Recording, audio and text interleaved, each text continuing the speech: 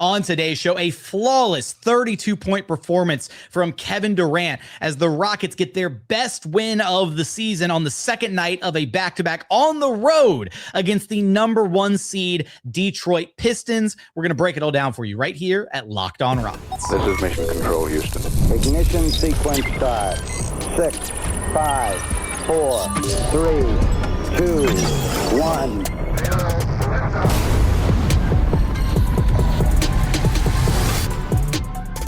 What is up, and welcome to another edition of Locked On Rockets, your daily podcast home for everything Houston Rockets basketball, part of the Locked On Podcast Network, your team every day. Now the number 1 sports podcast network. As always, I'm your host, Jackson Gatlin, native Houstonian and credentialed media member. Be sure to follow along wherever you listen to your podcasts or on YouTube. Just search Locked On Rockets. On today's show, we're going to be talking about the Rockets' 111-104 win against the Detroit Pistons on the second night of a back-to-back, arguably the best win of the season for this Rockets squad. A major bounce back after the disappointing end to their overtime game against the 76ers the night before. A flawless Kevin Durant game with 32 points, spearheading the charge. Reed Sheppard with some insanely important minutes once again against an upper echelon opponent. Some big-time contributions from Amen Thompson and Jabari Smith Jr. All of that and more coming up on today's show. First, I want to let you know that today's episode is brought to you by Game Time. Download the Game Time app, create an account, and use code LOCKEDONNBA for $20 off of your first purchase. And as always, thanks so much for making Locked On Rockets part of your day every single day, whether it's on your way to work, on your lunch break, in the gym. Thank you so much for being an everydayer. And joining us now to talk about the Rockets bouncing back with arguably their best win of the season against the Pistons is, of course, your weekly co-host, host of the B-Block podcast on Sports Radio 610's Brandon Scott. You can track down on Twitter at Brandon K. Scott. And B. Scott, man, what a game this was on the second night of a back-to-back. A depleted Rockets team, no Tari, Eason, no DFS on the second night of a back-to-back up against the number 1 seeded Detroit Pistons of the Eastern Conference, team they lost to earlier this season on their own home turf in a Scott Foster officiated game, no less. A game that it felt like Scott Foster was looking for every reason, every proximate foul, every overturned call, every no call that he could make to go against the Rockets in this game. And they come out on top 111-104, a flawless Kevin Durant performance, and overall a great team win with a lot of individually great contributions throughout this one to ultimately come out on top. Yeah, 100%. They overcame one of the better defenses in basketball in the Detroit Pistons. They overcame Scott Foster. At times, they even overcame themselves. And really, the big Kevin Durant thing, man, like this is the lead right here. I know we lament a lot of the minutes and the over-reliance on Kevin Durant, and that's some stuff that we can always get into. It's going to be, I think it's going to be an issue for the entire season. But it is great to see him play this well and to know that you can rely on him. There were a couple of times when Stan Van Gundy on the Amazon Prime broadcast is just like, keep it simple. Just give the ball to Kevin Durant. And it's so funny hearing him say that, because you're like, do the coaches think that too? Like, are they overly simplistic with how they approach this thing as well? And fans and people in media and critics and folks like us are looking at it like, yeah, no, that's great. But you need to have counters. You need to have answers. You need to be able to do more than that. However, what a wonderful luxury and option to be able to just give Kevin Durant the ball. And when he's on and when he's his typical self, that you can have a night like this. And apparently, I didn't realize this until actually watching the game and hearing just some of the commentary. But apparently, he's just been lights out against the Pistons for the last 8 or 9 games or so anyway. So he's already individually great, but he gets up for the Pistons, especially for some reason, and he mentioned that he likes to play against Cade. I wonder how much that has to do with it. But yeah, a great Kevin Durant night, like you mentioned, 11 and 19 from the floor, 32 points. I thought his shot, and I know we'll probably talk about the sequence of it a little bit later, but his shot after they lose the challenge, or I should say the Pistons win the challenge of the Jabari Smith foul against Jalen Duran, which was originally, I guess, a Jalen Duran foul against Jabari Smith. he hits the shot after that, and then of course, and we'll talk about Reed as well. But then Reed gives you the little hezzy and layup, and I thought that sequence was really key because in that moment I thought, oh, this could swing the game. A call like this feels like it could swing the game. People debate whether how much they believe in momentum or the concept of it, but if you do, that felt like it could have been a momentum shift. And what happens? KD calms the waters. Reed Sheppard gives you a little something right there, and I felt like that was the game at that point. So yeah, no, it was a great Kevin Durant game, and like you mentioned, a great night for the Rockets winning this game against a worthy opponent. Yeah, I mean, the fact that sometimes your offense can just be, hey, just get the ball to KD and let him go get a shot, right? That's great. And again, we get into the whole, like, you need counters, you need other ways to attack. And we've seen the Rockets, experiment and try different things, but being able to just, when the going gets tough, being able to just get Kevin the ball and say, go get us a bucket, it's certainly a luxury that not every team in the association has, to have a superstar player that they can rely on and go to. But for me, to see this team bounce back after what was kind of a demoralizing loss last night against the 76ers, an overtime loss, mind you, right? So they played an overtime game, right? They fought hard in that game, a long drawn out game, lots of heavy minutes for a lot of guys, a lot of the key contributors. And then to lose on all your key reserves, right? No DFS, no Tari, Eason, to have the drive, the fire, the energy to come in to a very good Pistons, Little Caesars Arena, whatever, where they've only lost 4 times all season, and handing the number 1 seeded Pistons their 5th loss at home of the year. For me, my big takeaway was just Kevin was flawless. And the only knock that we had in last game against the 76ers, as good as he was the turnovers, right? The 8 turnovers, some of them so backbreaking and coming at such inopportune moments, especially late in the game. 0 turnovers for Kevin Durant against the second best defense in the entire NBA, a defense that was still causing a lot of problems throughout this game. Guys were getting physical. This was a chippy, messy, kind of ugly game, right? Temper started flaring, Beef Stew and Jabari Smith Jr., like, guys were getting into it. It was certainly a chippy environment. And so for the Rockets to kind of, and specifically for Kevin to kind of be able to rise above all of that and not get flustered, making the right reads, making good decisions throughout the game, and taking care of the basketball. He had that one play where he lost control of his dribble and regained the ball, and it wound up still being like a dead play. Like, it was an awful play. I think the Rockets may have been credited for a team turnover on that one. So that'd be the one, maybe you call that KD's fault, because he held the ball for the entire possession and, I don't know, lost the handle, recovered it, got it back to, I think, Jabari, who had to hoist a terrible shot at the last second and wound up missing it. So, shot clock. It was the one that almost resulted in a transition bucket that JB Bickerstaff and the Pistons were pissed about because they called it a shot clock violation, but the Pistons didn't have possession of the ball afterwards. So right.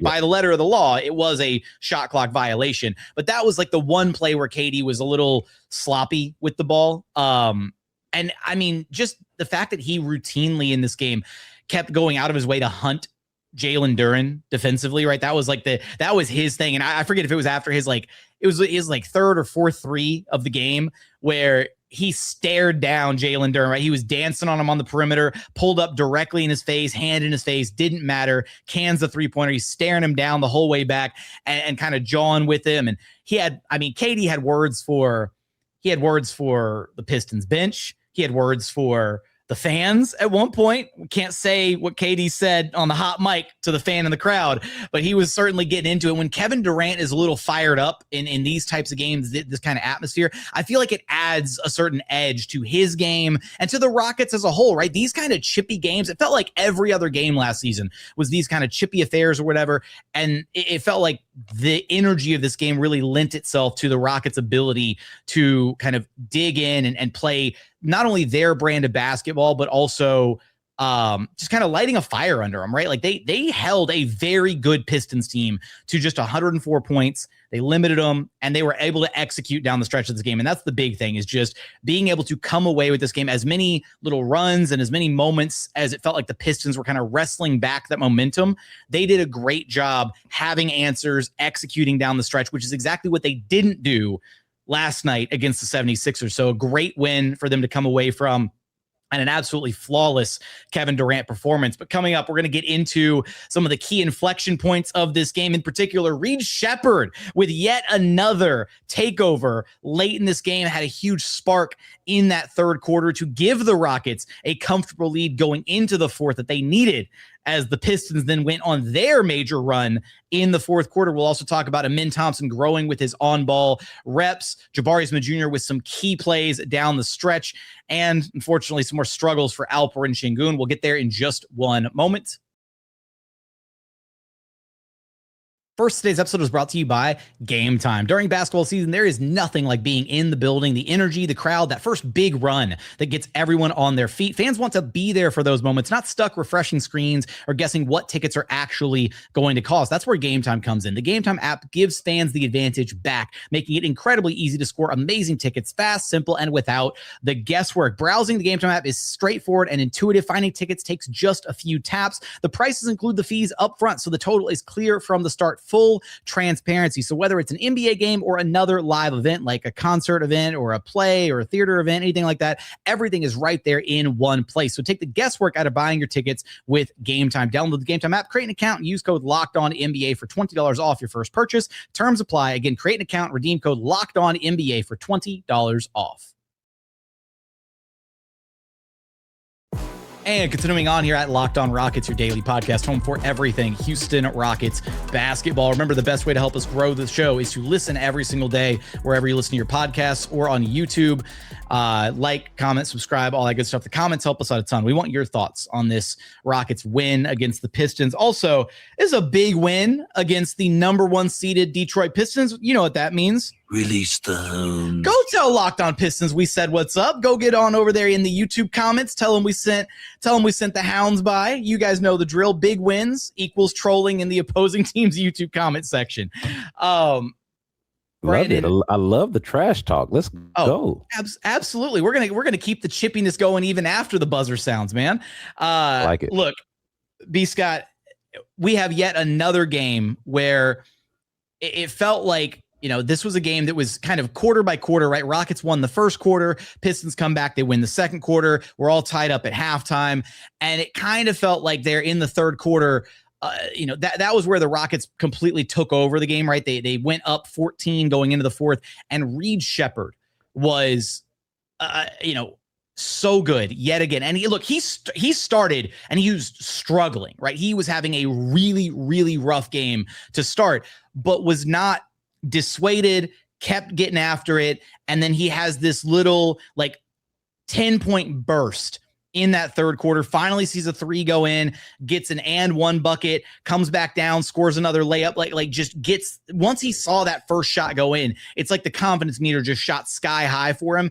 And then when Reed is able to play like that, it just gives the Rockets another dimension. It gives them another offensive weapon that they can rely on, somebody to take that pressure off of Durant, off of Sengun. And the Rockets were able to ride that momentum into the fourth quarter and gave them the buffer that they needed to survive the run that the Pistons went on at the top of the fourth quarter. Yeah, they don't win the game without Reed Sheppard's third quarter. Like that, I feel like that was the difference in the game. And to your point, the thing that I really liked a lot about it, I loved how Reed Sheppard responded to not shooting the ball well early. It was something like 1 for his first 9. And then he has that massive third quarter that we're talking about. He goes 4 or 5 from the field in the third quarter. He's got he goes 5 for 5 from the free throw line for the game. And really, like you're saying, man, it's that stretch in the third quarter that really is the reason why the Pistons were trailing by double digits and had to claw their way back in the game in the fourth quarter to begin with. I think it was because it had a lot to do with the energy that Reed Sheppard was giving you. So yeah, no, it's actually a bad night for Reed numbers wise, because he's on the minus side of the plus minus, and he didn't shoot the ball well because of how poorly he started. And so if you didn't watch the game and you just go box score watching for Reed, this was a off Reed night. But if you're paying attention and you watch that third quarter, it was massive. He still manages to impact the game, and like I mentioned, man, you don't win without his third quarter. So yeah, man, and then it takes us back to the conversation about Reed Sheppard and how he should be playing more and all of that kind of stuff. And like, I don't know if you were like me, but when I saw Jayshawn Tate as the first guy off the bench in this game, I thought, that's interesting. I don't know if I'm just like, if I'm missing something or if they just are so savvy and so smart that they know something that I don't know. And Jayshawn Tate, I'm not bagging on him because he actually came in there and impacted the game right away as well. Like took a charge on the first play of the game. Took a charge as soon as he got in there, hit a three. So I'm not bagging on Jayshawn Tate. I'm just like, what is going on around here? And then sure enough, my thought is kind of reaffirmed a little bit with Reed Sheppard having that third quarter that he did. Man, he just, to me, just impacts winning, or the upside is just too appealing to go away from. So I was glad to see that he had the third quarter that he had, and specifically with the Rockets, they don't win the game without it.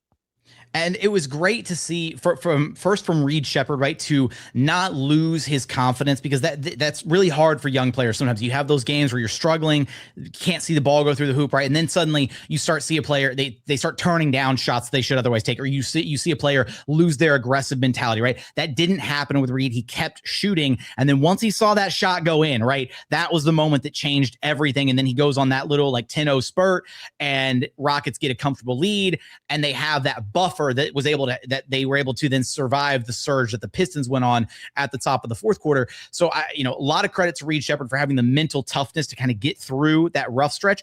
Also a little bit, look, and I've been, Rockets fans are very, kind of up in arms with Reed, or with Ime Udoka, and I think at times deservedly so, for kind of the whole Reed situation, and being a little bit, having a short leash with him at times, and maybe not giving him as much run as he probably deserves for how dynamic he's been to this point in the season. The fact that he's had such a big hand in so many of the big quality wins this year against the Warriors, the Nuggets, the Spurs, yeah. now the Pistons, right? Like, he's a winning player. He unlocks a different dimension, a different dynamic for this Rockets team. Credit to Ime Udoka for sticking with Reed Sheppard despite his offensive woes, because it would have been really easy for Ime to justify, Reed's 1 of 9, and he's also, potentially a liability on defense. You know what? Get him out of the game, right? No second half minutes, whatever. I'm just going to give Okogie 40 plus tonight, and Jayshawn Tate will get an extra 10 minutes that he otherwise wouldn't have normally gotten.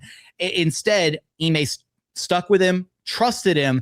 And I think that confidence is ultimately going to pay some serious dividends. Reed was in the closing lineup of this game, right? He had some fourth quarter minutes. He had, oh man, dude, can we talk about for a second the absolutely filthy hezzy that he had on Cade Cunningham? I mentioned it in the fourth quarter. Man, the one, man, yeah, it was sick, man. Like, and there's something to be said for. Well, first of all, let's highlight that. Let's acknowledge that hezzy was sick, and it's like a teaser. That move alone is like, you see somebody pull that off and you're like, that looks like somebody that should play a lot. But that was the stretch that I was talking about earlier. After you get the call overturned, you get a pull-up jumper from Durant, and then you get that hezzy from Reed, and I'm like, man, there goes how you close a game right there. Let them go, my turn, your turn, sort of thing, and because those are your best creators at that point. And yeah, a beautiful thing. But yeah, the Reed Sheppard thing, I want to point out, there's something to be said for. I asked him about this the other night after the San Antonio game. I feel like there's something to be said for him having his best games against some of the best teams now, because you just mentioned that. The Pistons, the Spurs, the Nuggets, okay, the Warriors I know are reeling now, but they're the Warriors still. Like, he has had his best games, the Thunder last year, his best games come against some of the best teams. And there just, for me, is something to be said for that coming up in those kind of moments.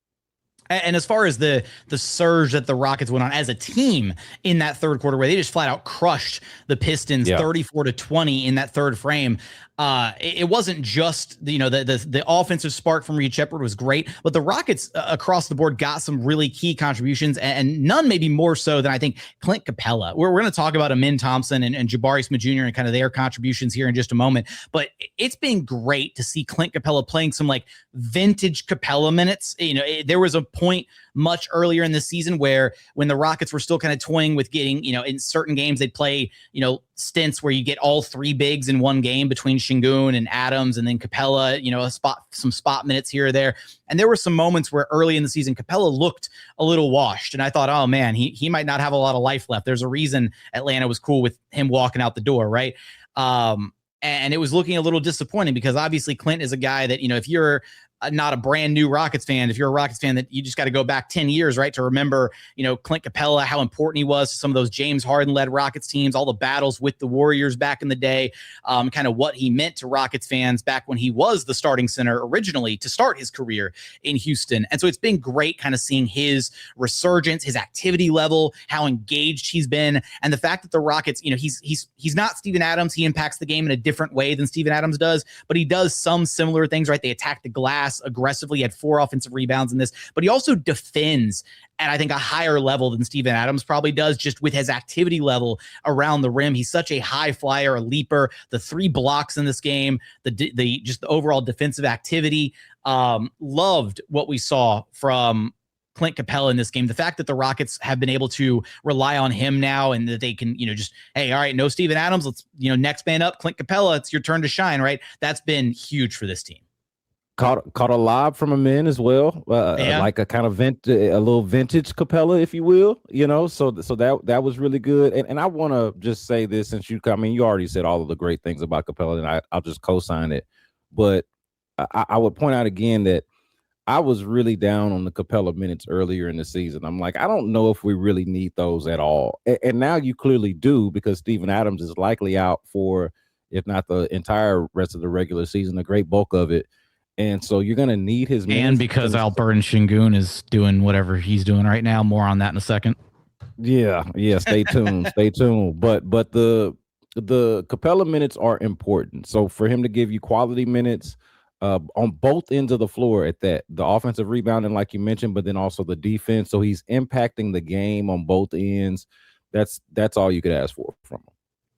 Coming up, we're going to talk about the impact that Amen Thompson had in this game. Twin to twin, twin versus twin in this game, I should say, between Amen and Ausar. We'll talk about some of the chippiness and Jabari Smith Jr. getting the Rockets fired up and his key contributions to this win, as well as some of the struggles, unfortunately, for Alperen Sengun. We're going to get there in just one moment. First, today's episode is brought to you by FanDuel. Fridays already feel different during basketball season, and FanDuel's making them even better. Every Friday night before the games tip off, FanDuel gives fans a new way to kick off the weekend with NBA Happy Hour. NBA Happy Hour is your official pregame, a limited-time window where special offers drop right inside the FanDuel app before the action starts. Fridays from 6 to 7:30 Eastern have become appointment viewing with NBA Happy Hour. Opening the FanDuel app during Happy Hour always brings something new and different, boosts, bonuses, and surprises. So before tip-off, check the FanDuel app and see what's dropping during NBA Happy Hour every Friday from 6 to 7:30 p.m. Eastern. A little basketball, a little action, and a whole lot of Friday energy. That's NBA Happy Hour only on FanDuel, the official sportsbook partner of the NBA. And final segment here at Locked On Rockets, your daily podcast home for everything Houston Rockets basketball. Beast got Amen Thompson in this game. Second best plus minus on the team at plus 11. Had 15 points, 9 rebounds, 7 assists, couple steals. Had that one. I don't know if they credited as a steal or as a block, but had that one play on Jalen Duran in that late in the fourth quarter. It looked like Jalen Duran had him like sealed dead to rights down low, gets the interior pass, and then tries to make a little spin move and power through Amen Thompson, and Min just rips him, right? Yep, just completely tears the ball away from him, which was great to see because it's probably steal, right? Probably steal, but yeah. It's weird because sometimes they rule those blocks, right? Like the way that they started, doing the stats. I don't know. Either way, it was great to see. Especially, I'm sure that Amen loved that moment because Jalen Duran had that quote circulating, talking about how great Ausar is and all this stuff and what he means to the team. And he goes, we got the better twin. So I'm sure that Amen probably had that in the back of his mind a little bit in this matchup, but just a really strong game from Amen Thompson. Yeah, I mean, what more could you ask for in terms of impacting the game on both ends, the defense, like you mentioned, but also getting downhill? I mean, I was texting somebody the other day saying that he is one of he has at least the potential to be one of the greater mismatches in the game when he is downhill, and then of course when he's in transition, right? And so you got to see a glimpses of pretty much everything that Amen Thompson has to offer, from what I just mentioned about getting downhill, the key steal or block or whatever it was, the key stop against Jalen Duren that we're talking about as well, the rebounding, the assist. He's not turning the ball over. I mean, this is exactly all of his made all of his free throws. Can we acknowledge that for a second? I know we're talking about Amen Thompson, but the improved free throw shooting by the team. Okay, as a team, 24 of 30 from the free throw line, and we talked about Reed Sheppard earlier, but he and Amen Thompson both 5 of 5 from the free throw line. Kevin Durant made 5 of his 6. So Amen Thompson, just probably the most. I try to think like probably just the most like end-to-end impactful player that they have. Baseline to baseline, sideline to sideline, most impactful player that they have, and that was on full display in this game. Yeah, the free throw shooting, I'm talking about bouncing back from the, how rough that loss was in OT to the Sixers, and obviously a game that probably wouldn't have ever made it to OT had they actually taken care of business and, had the mental discipline, right, to lock in and actually hit their free throws at a somewhat respectable rate in that game to then come back after that, right? And the free throw line was where they were actually, they had saved themselves there in the first half of this game, at least. That's why they went into halftime tied, because the Pistons couldn't hit the broadside of a barn from long distance. They were 2 of 15 from 3-point land at halftime of this game. They wound up kind of finding some of their 3-point shooting in the second half, but the Rockets were plus 10 at the free throw line at halftime. They were 14 of 17 at the charity stripe after 24 minutes. The Pistons were just 4 of 8. And so that was certainly an area where the Rockets' ability to, in particular, right, Amen Thompson, but just their ability to draw fouls, to get downhill, to, score, their ability to attack the paint at least and put pressure on the Pistons defense. And look, the Pistons are also a team, they foul a ton, right? They are an aggressive defense. They're physical. They go after you. And sometimes, unfortunately, that bites them in the butt. And it certainly hurt them in this game where the Rockets came away and finished plus 7 at the free throw line. But that was part of, Pistons just couldn't play catch up. And look, plus 7 at the free throw line. You hit your free throws. You won by 7. Look at that. It's a miracle how the free throw shooting kind of plays into the success of this game. But it was also, as chippy as this game was, right? It took until like the fourth quarter for things to really start kind of boiling over. Like I know there was that really like early, it was earlier in the game kind of moment between Beef Stew and Alperen Sengun lined up on the free throw line, and it wound up being the technical on, Stewart for shoving Sengun. They were, just kind of wrestling with each other. But then, things kind of igniting a little bit later in the game between Jabari Smith Jr. and Beef Stew kind of getting into it. And that, honestly, that moment, right, Jabari kind of getting a little heated, riling his guys up. And then that sequence from Jabari where he winds up getting that really big time block. And then he follows it up with the very next offensive possession, right? Rockets had a really messy, ugly offensive possession. It was a bad set. Bled way too much time off the clock. Kevin Durant had to settle for like a really ugly contested, like pull up running 3-pointer, and completely bricks the shot. But Jabari Smith Jr. gets the really big offensive rebound and the feed to Josh Okogie for 2 at the rim, which completely salvaged, what was an otherwise horrendous possession. Just finding little ways to make his impact in this game. Not like a stellar, not a big scoring night from Jabari Smith Jr., but did his work on the glass, 10 rebounds there, which was sorely needed for this team. Led the team in rebounding, had some good assists, had some good defensive stops, had some good blocks. Just solid all-around Jabari game. Yeah, everything with Jabari to me tonight was on the defensive end of the floor and with the rebounding. Like that, I mean, and I know he hit a couple of shots, but I mean, he's 1 of 3 from 3-point range. But it's the defense and it's the rebounding. 3 offensive boards in this game. He's 11 and 10, similar to Reed Sheppard when I'm talking about like being on the wrong side of the plus minus, and you look at the box score and you're like, oh, especially Jabari, right, who's had a rough go of it, right? You look at the box score and you might say, oh, another struggling night for Jabari. But no, you watch the game. He did impact winning, especially with his defense. The toughness, I think there is also something to be said for for kind of being, I don't want to call it the muscle, but like just showing up for them in that kind of moment, right? Like this is a team that does not back down, and this was like a quintessential like Pistons Rockets type of game, like two teams that prefer to be the bully than to be bullied, and they went after it, right? So yeah, man, I thought it was a tremendous game, just sort of all around, and probably would go down as an underrated game by Jabari, just for all of the things that he did do versus the things that he did not do necessarily.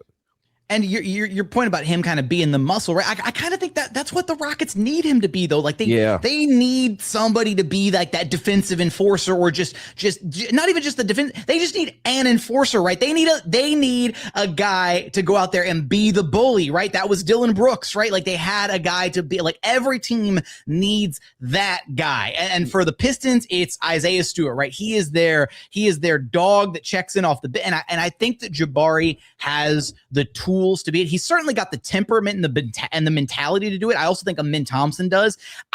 I'm curious who eventually grabs that spot for the Rockets, because it's up for grabs. Nobody has seized it yet, right? Since the exodus of Dylan Brooks, departing, for in the return for Kevin Durant, whatever, that spot is up for grabs. And it could be Jabari, it could be Amen, it could be Tari Eason, right? It might be DFS once he's fully up to speed and no longer on those little 5-minute, little chunks of time that he can play, the 15 minutes per game restriction that he's kind of still on right now. Somebody needs to claim that spot, and the sooner that somebody does, the better off this Rockets team will be for it in the long run. Hey, look, it'd be nice if all of them have at least a little bit of that in them, which I think is also in play, right? But I think specifically with this reference to muscle, maybe there was something uncomfortable about, the fact that he's going up against Jalen Duren, who is like the epitome of muscle. But that's where I would give Jabari credit, right? For bucking up against guys who are objectively like more well built and bigger than him. Like he's not scared of no Isaiah Stewart, no beef stew. He's not scared of no Jalen Duren. And he and Duren at one point, especially when they were rookies, were might have been the two youngest players in the league at that time. And so they've kind of been going back and forth for a while. That's one of the players that I would imagine that Jabari actually does get up for or get up to go against. So, yeah, just really good to see him muscle up against those guys that got more muscle than him. Show some heart. Absolutely, right. And so great minutes, great impact from Jabari Smith Jr. in this game. And I will say, as just it was weird because, he was matched up with Jalen Duren and had to be so because the Rockets are doing their thing where they're doing the weird cross match where you had Alperen Sengun guarding Amen Thompson on the perimeter, and they like to muck things. It's funny, the Rockets are usually on the receiving end of those weird cross matches with like a center guarding Amen Thompson on the perimeter, right? Because Amen Thompson isn't a threat to shoot from downtown. And so, being on the other end of that, right, and being able to kind of deploy that against an opposing team and try to mess up some of their actions and whatnot, it's always fun to see, Ime Udoka throw that wrinkle out there. On the topic of Alperen Sengun, though, 19 points, 6 of 11 shooting, did shoot better at the free throw line, 7 of 10, so we'll give him credit there. Had 5 assists, also 5 turnovers, though, and only 1 rebound. And look, the Rockets needed his 19 points. I'll give him that. And he had a sequence where he flat out like flushed it, right? Had that really big dunk, and it was awesome. It gave some energy. It was exciting. But even within that sequence, I wrote it in my notes. It was kind of a busted sequence because at least on the Prime broadcast, right, it zoomed in on Ime Udoka, who was furious because Rockets were trying to inbound the ball, and he was yelling at Al P to get down and try to like be there to receive the pass because the Pistons were applying full court pressure. And so the not paying attention to the play, not understanding, hey, I need to be there to like help walk the ball up. And then even then he was a little late getting back into the picture. Rockets almost turned it over. And you don't see it on like the highlight clip that's like on like the Rockets Twitter account, everything. You don't see the near turnover at half court where the pass gets thrown in at like 4.5 seconds right before it was about to be an inbounds violation. Alp barely controls the pass, swings around the defender, and then drives it in because he just doesn't get picked up and yams it home. It was awesome, but it was a terribly broken play. And there were just a lot of moments in this game that didn't feel like the Alperen Sengun that we know and love. The Alperen Sengun that is, through large portions of the season has played at an all-NBA caliber level. I know that he's playing through something, because if you look at him, right, he's still wincing and he's clearly in a lot of discomfort at times when he's out there on the floor.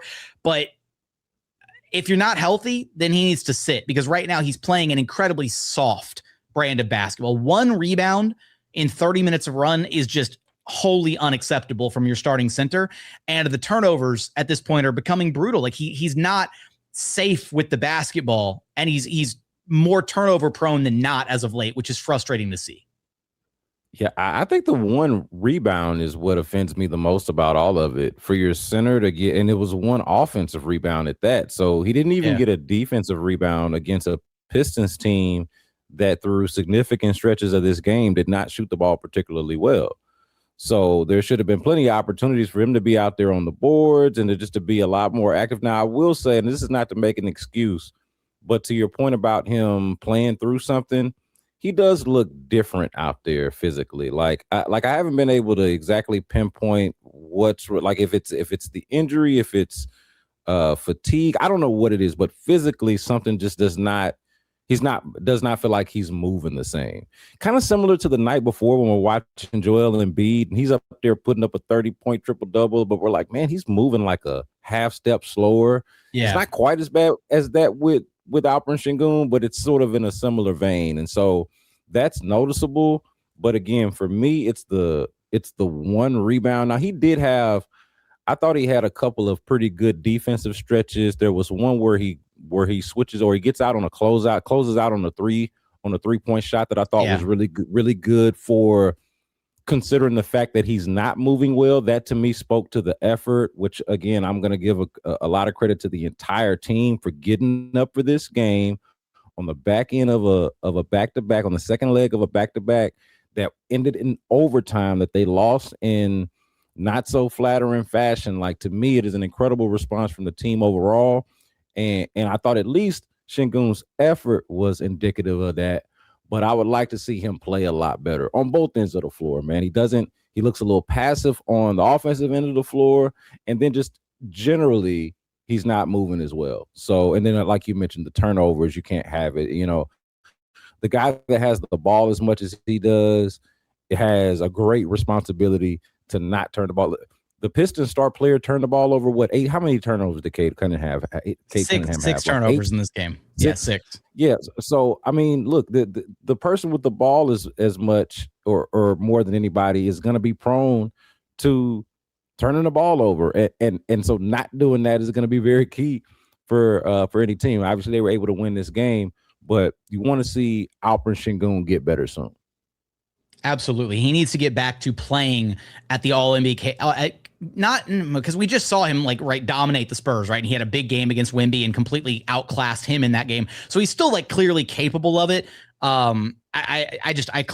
There's something that's off about it right now. And it's the inconsistency in his game, on a game-to-game basis, that hopefully he can iron out, whether that's a health issue, whether it's just a mentality thing, whatever it is, the Rockets do need him playing at an all-NBA caliber level to not have to solely rely on some of these absolute masterclass performances by Kevin Durant on a nightly basis, right? Because if you were getting 25, 10, and 8 from Alperen Sengun, the way that he was playing consistently at that level earlier in the season, then, that takes a lot more pressure off of Kevin Durant and suddenly some of the other guys. And you're talking about generating even higher quality possessions because you've got 2 guys playing at that unbelievable level, as opposed to this version of Sengun, which is, he hasn't been as physical down low. It feels like he's shying away from contact. There's possessions where it feels like he's, he takes 2 or 3 bumps down low, and then he settles for a turnaround fadeaway instead of, powering through a defender and really trying to work his way towards getting all the way to the rim. He's kind of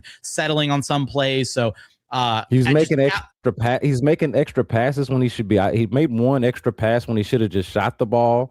It's really, really, really odd. Now he's for me, Jackson, the inverse of what we were talking about with Jabari and Reed, of the box score not telling. This box score is not that unflattering. He's on the right side of the plus minus. He's got 19. He went to the free throw line 10 times. He's 6 of 11 from the field. But if you watch Sengun and you watch this game, something did not seem right. Yeah, it tells you a lot that like the Rockets felt at times stronger in this game with Clint Capella on the floor. And that speaks volumes about kind of the impact or lack thereof from Sengun in this game in particular. And again, the reason we're harping on it is because we know that he's so much more capable than what we saw in this game and that he can play at such a high level. He's a top 3 center in the NBA. It's when he's playing at the level we know he's capable of. It's Jokic, it's Wemby, and it's Sengun, right? And that's the conversation for best centers in the league when they're all at their best. And we haven't seen Sengun's best consistently as of late. And that's the thing that he needs to get back to, that consistent level and get past whatever it is, whether it's something physical that's ailing him, whether it's a mental block, whether it's just lack of focus, what have you. Just get better soon, LP. That's just thoughts and prayers at this point. I will say too, as a quick aside before we wrap this one up, Scott, my kingdom for the Rockets to be able to inbound the ball like effectively, like just watching this team try to inbound a basketball is the most like frustrating. I get so nervous. I am so nervous every single time. And even on that final like inbounds possession of the game, right? Kevin Durant gets fouled. He goes to the free line. He's too. They didn't inbound the ball successfully. It took the Pistons bailing them out with fouling KD in the back for them to like successfully come away from that possession with some points. It boils back down to like they don't have a guard. They don't know how to have somebody to come and get the ball. But my goodness, man. I'm even worse than that because everything you mentioned about inbounding the ball is true. I have the same anxieties about it. Even after they inbound the ball, sometimes like a very small thing that'll bother me. Like they'll do this in the full court setting where they'll inbound the ball off of a make. And this I swear this happened where Jabari is ahead of Sengun, but he passes it back to Sengun and Sengun passes it back to Jabari. And I'm like, y'all wasted about a second and a half off the shot clock by like just not even being able to decide which one of you two guys is going to simply bring the ball up the damn floor. So anyway, they're all tired of playing point guard at this point. They're all like, this ain't my job. I don't want to do it. You take the ball. I don't want it anymore. Fred VanVleet ain't walking through that door. Somebody, you know who will take the ball up the court? Reed Sheppard, as long as Ime Udoka is playing him some minutes. With that, we want your thoughts on this big time Rockets win against the Pistons. Again, swing by Locked On Pistons. Show them a lot of love in their YouTube comments. All that good stuff. What is it? Where's my button? Release the hounds. There we go. We got the second Release the Hounds in there for good measure. For arguably the best win of the season. B. Scott, you know the drill. Let everybody know where to track you down at. B Block Podcast on YouTube and wherever it is you get your podcasts. Also twice a week on Sports Radio 610. Check us out. That's going to do it for another edition of Locked On Rockets. As always, thanks so much for checking out the show. Remember, the best way to help us grow the show is to listen every single day on a podcast platform of your choosing, and then like, comment, subscribe on YouTube. But as always, thank you so much for watching. Thank you so much for listening. And we look forward to having you back right here at Locked On Rockets, your daily podcast home for everything Houston Rockets basketball.